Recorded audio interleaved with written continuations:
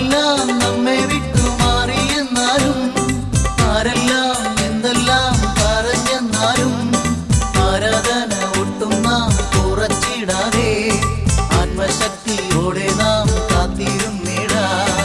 ആരെല്ലാം നമ്മെ വിട്ടുമാറിയെന്നാലും ആരെല്ലാം എന്തെല്ലാം പറഞ്ഞെന്നാലും ആരാധന ഒട്ടും നാം കുറച്ചിടാതെ ആത്മശക്തിയോടെ നാം കാത്തിരുന്നിടാം. പ്രത്യാശയോടെ നാം കാത്തിരുന്നിടാം. പ്രതിഫലം നമുക്കുണ്ടു അതു നിശ്ചയം.